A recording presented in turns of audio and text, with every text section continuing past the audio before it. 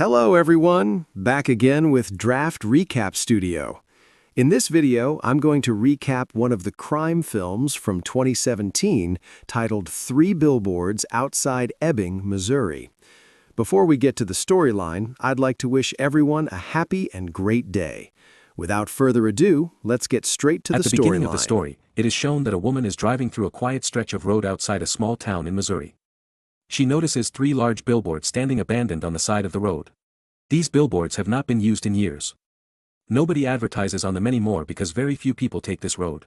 But this woman sees them and something clicks in her mind. She pulls her car over and stares at those 3 empty boards for a long time. Then she makes a decision that will turn the entire town upside down. Her name is Mildred Hayes. She is a divorced mother of 2 who works in a gift shop in the small town of Ebbing.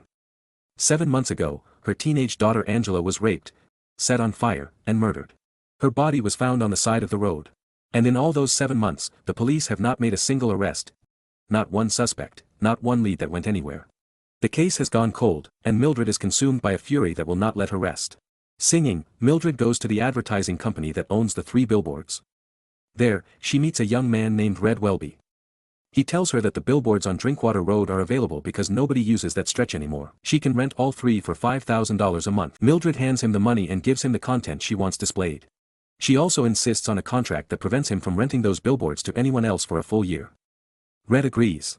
He has no idea what he has just set in motion. Soon after, the billboards go up, and what they say, music, shakes the entire town. The first billboard reads, "Raped while dying." The second reads, "And still no arrests." And the third reads, "How come, Chief Willoughby?" These 3 messages, read one after another, form a devastating public accusation aimed directly at the chief of the Ebbing Police Department, Bill Willoughby. Mildred is calling him out by name. She wants answers. She wants justice for Angela, and she is willing to humiliate the most respected man in town to get it. The billboards immediately attract attention. A local reporter named Gabriella interviews Mildred, who states bluntly that her daughter has received no justice and that the police have failed her. The story spreads through the town like wildfire, but the reaction is not what Mildred expected. Music, instead of rallying behind her, the town turns against her because there is something everyone in Ebbing knows. Chief Bill Willoughby has terminal pancreatic cancer. He is dying, and the people of Ebbing feel that Mildred is attacking a good man in his final days. Willoughby himself goes to visit Mildred. He is calm but frustrated. He tells her that he has done everything he can. The DNA recovered from Angela's body does not match any criminal in the national database. There are no eyewitnesses, no leads. He even tells her that testing every man in the town would violate civil rights. And besides, the killer could have been someone just passing through. But Mildred is unmoved. She tells him that every minute he spends arguing with her is a minute he could spend finding the man who raped and killed her daughter. She tells him that maybe if he catches this man, someone else's girl will be saved. Willoughby leaves, knowing he has failed to change her mind. There is another officer in the department who takes the billboards very personally. His name is Dixon. Dixon is an immature, heavy-drinking officer with a violent temper and a reputation for racist behavior. But he idolizes Willoughby. He sees the chief as a father figure, and the idea that someone would humiliate him publicly fills Dixon with rage. He goes to Willoughby and tries to intimidate him into taking the billboards down. But Red explains that Mildred has a legal contract and there is nothing he can do. Meanwhile, Mildred's life is not getting any easier. Her son, Robbie, is angry with her. He tells her that every time he comes home and sees those billboards, it reminds him that his sister was raped and murdered. The wounds are ripped open fresh every single day. He wants to move past it. He wants to heal. But the billboards will not let him forget. Mildred understands his pain, but she cannot let this go. Not yet, not ever. The tension in town escalates when Mildred goes to the dentist. This dentist is a supporter of Willoughby, and he makes no effort to hide his contempt for Mildred. During the appointment, he threatens her, but Mildred does not flinch. Before the dentist can do anything, she grabs his drill and drives it straight through his thumbnail. Is there anything that will make this woman back down? It does not seem like it. After this incident, the police bring Mildred to the station. There, Chief Willoughby talks to her. During their heated conversation, Willoughby suddenly coughs violently and blood sprays from his mouth, hitting Mildred in the face. It is a shocking moment. Mildred's expression changes instantly. She jumps up from her chair, wraps her arms around Willoughby, and calls him her baby. For just a brief moment, the 2 enemies see each other as human beings. But the moment passes. Willoughby is hospitalized, and the cancer continues its relentless march.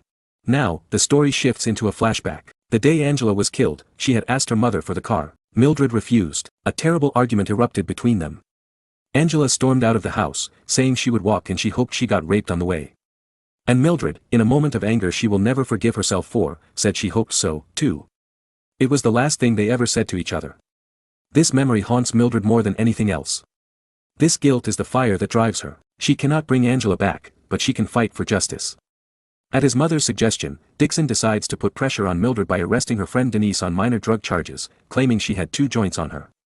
He tells Mildred that if she wants Denise released, she should take down the billboards. Mildred refuses. Meanwhile, the $5,000 Mildred paid for the first month has run out. Red calls her to his office and tells her that if she wants the billboards to stay up, she needs to pay again. But Mildred does not have the money. The rent she paid initially came from selling her ex-husband's old tractor. Just when it seems like the billboards will come down, Red's assistant walks in holding an envelope. Inside is exactly $5,000 in cash. Someone has anonymously paid for another month. Red has no choice but to keep the billboards up. On the other side of town, Willoughby knows his time is running out. After being released from the hospital, he spends one beautiful, perfect day with his wife, Anne, and their 2 young daughters. They go on a picnic. They laugh. They hold each other. That night, after his family falls asleep, Willoughby goes outside and shoots himself. He cannot bear the thought of his family watching him waste away. He would rather leave on his own terms. But before he dies, he writes 3 letters, one for his wife, one for Mildred, and one for Dixon. The news of Willoughby's death devastates the town, and the person who takes it the hardest is Dixon. Blind with grief and rage, Dixon storms into Red Willoughby's office. He blames the billboards. He blames Mildred, and he takes it all out on Red, beating him brutally and throwing him out of the second-story window onto the street below. But Dixon does not realize that someone is watching. Just like that, Dixon is suspended and disgraced.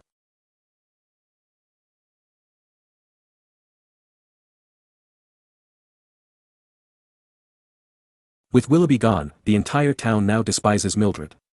People who once stayed neutral are now openly hostile. You know who threw that can? What can? How about you, sweetheart? You know who threw that can? Thank you, Mom. One day, while Mildred is working in her gift shop, a stranger walks in and threatens her. But then Willoughby's wife, Anne, enters the store, and the stranger backs off. Anne has come to deliver a letter, the one Willoughby wrote to Mildred before he died. Mildred opens it. In the letter, Willoughby tells her that he is sorry she felt he did not care about her daughter's case. He did care, deeply. He just could not find the evidence. But he also tells her something that changes everything. He writes that her billboard idea was brilliant, like a chess move. He knew that after his death, the whole town would blame Mildred for driving him to suicide. So, to protect her from that blame, he was the one who anonymously paid for the extra month of billboard. He did this so the people would not connect his death to the billboards. It was his final act of kindness toward a woman the whole world was turning against. That same night, Mildred drives home and sees a horrifying sight. Her 3 billboards are engulfed in flames. Someone has set them on fire. Her advertisements, her message, her fight for Angela, burning to ashes. Mildred rushes to put out the fire, but the blaze is too massive. She watches helplessly as the billboards are destroyed. Meanwhile, Dixon receives word that Willoughby left a letter for him, too. He goes to the police station late at night to collect it. In the letter, Willoughby tells Dixon that he knows Dixon is a good person underneath all that anger. He writes that Dixon lost his father too young and carries too much rage because of it. But if Dixon can let go of that hatred, he can become what he has always wanted to be, a great detective. Music, and the key to all of it, Willoughby writes, is love. Because love brings peace of mind, and peace of mind allows you to see things clearly and think about the world the right way. At this exact moment, Mildred is also on a warpath. She is convinced that someone from the police department burned her billboard. She wants revenge. She calls the police station to make sure nobody is inside. When no one answers, she grabs bottles of gasoline, lights them, and hurls them through the window of the station. But what she does not know is that Dixon is still inside reading his letter with headphones on, completely unaware of the world around him. The gasoline ignites and the station erupts in a massive explosion. Dixon sees the flames closing in around him. In a split-second decision, he grabs the case file of Angela Hayes from a nearby desk and fights his way through the inferno.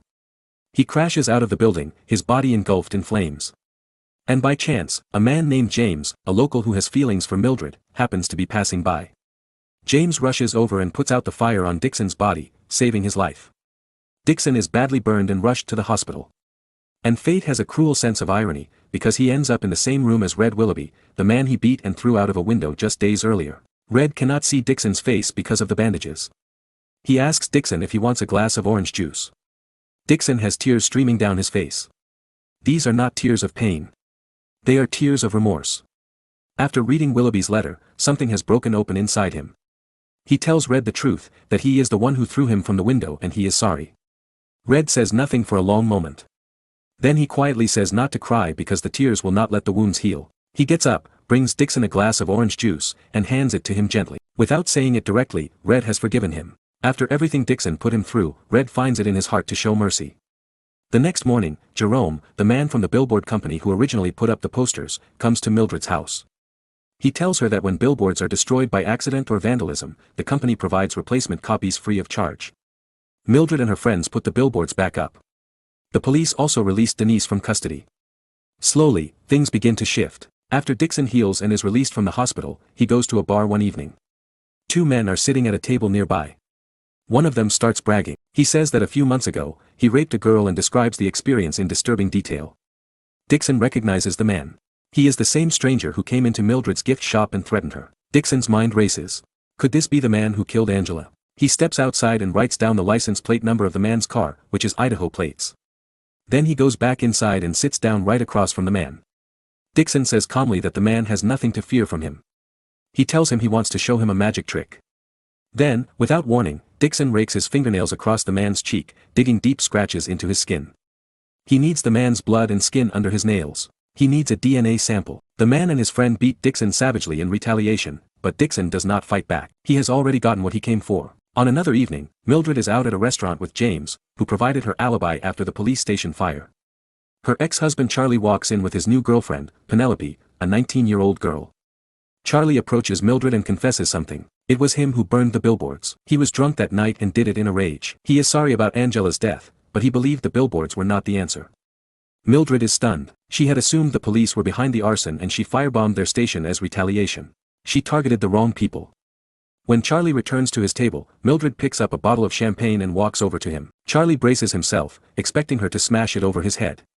But Mildred gently sets it down on his table. She looks at Penelope and says quietly to take care of her because somewhere she is the same age as Angela. Then Mildred walks away. Shaken by the revelation about who really burned the billboards, she abruptly ends her date with James, who misreads the situation and leaves upset. The next morning, Dixon comes to Mildred's house. He tells her about the man in the bar, how he heard him bragging about raping a girl, how he collected a DNA sample, and how it is being tested in the lab right now. He tells Mildred not to lose hope. Then he leaves. Mildred stands at the door and says, "Thank you." It is a remarkable moment. Not long ago, these two people hated each other. Dixon represented everything Mildred despised about the police, and Mildred represented everything that made Dixon's world fall apart. But now, somehow, they are on the same side. But when Dixon goes to the station to get the DNA results, his heart sinks. Chief Abercrombie tells him he did a good job collecting the sample. However, the DNA does not match the man who raped and murdered Angela. In fact, this man was not even in the country when Angela was killed. He was overseas on military duty. Abercrombie suggests that the man was probably just boasting, talking tough without having actually done anything. Dixon is devastated.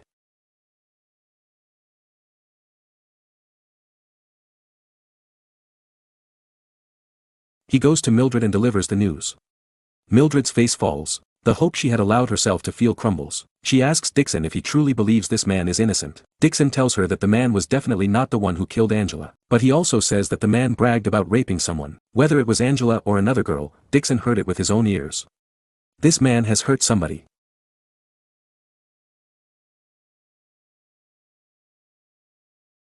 The next day, the two of them make a decision. They are going to drive to Idaho, where the man lives. Dixon loads his gun. Mildred gets in the car. As they drive, Mildred tells Dixon something she has been holding inside. She is the one who set fire to the police station. Dixon does not flinch. He tells her he already knew. Who else would it have been? Mildred then asks him if he really wants to kill this man. Dixon pauses and says, no. Mildred says she does not know either, but they will figure it out on the way. Are you sure about this? Yep. About killing this guy.